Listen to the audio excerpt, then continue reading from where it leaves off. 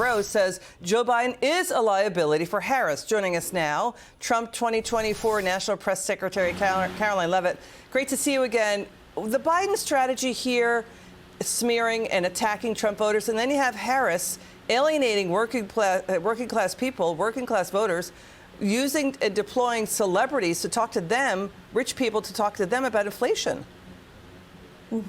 That's exactly right, because the Democrat Party has become the party of elitists who look down on the everyday working man and woman in this country. And that's why President Trump is incredibly popular, more popular than he's ever been in 2024 since 2016, because he speaks for the forgotten men and women that the Democrat Party has left behind. And that's why he has built the greatest, most diverse political movement this country has ever seen, of former Democrat union workers who have left their elitist party, of black voters, Latino voters, women and men of all ages and religions who are voting for President Trump in this election because the Democrat Party no longer speaks for them, and they live by the slogan, rules for thee but not for me. They don't want a border, but they live in gated communities. They don't want Americans to have their Second Amendment rights, but they hire private security to protect themselves. They're against school choice, but they send their own kids to private school. President Trump speaks for the forgotten men and women. He delivers on his promises to them. That's why he's going to win this election tomorrow night. Now we've got Congresswoman Nancy Pelosi in a new absurd gaffe.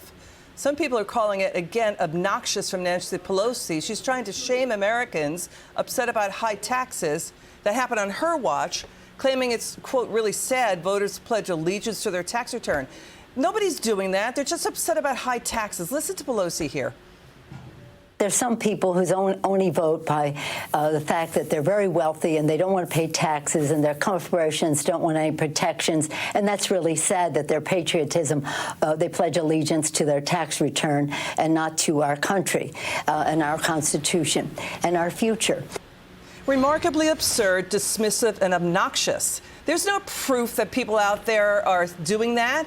And look what happened on Nancy Pelosi's watch. Taxes are up. The government overspent literally trillions of dollars of taxpayer money wasted over the last 2 decades. She wants more tax hikes when she works for taxpayers, not the other way around. The top half pays 95% of all federal income taxes in this country.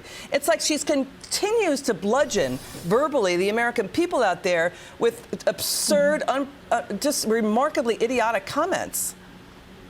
Well, they're false, too. I mean, she's talking in lies, and that's why the Democrat Party is having such a hard time in their final pitch to voters. Their final pitch is Donald Trump is bad, don't vote for him, but they can't tell us anything they want to do for us. And the reality is, under Nancy Pelosi, Kamala Harris, and Joe Biden, wages for hardworking people have not kept up with the pace of inflation. You have seniors living on a fixed income that have to retire and come out of retirement, go get a second job just to afford gas, groceries, and rent. And that's the state of our country under the Democrat Party's rule. You know, do they care about their own legacy, or do they care about America? Do they care about their own power, or do they care about the American voter? Karoline Leavitt, thanks for joining us. It's good to see you.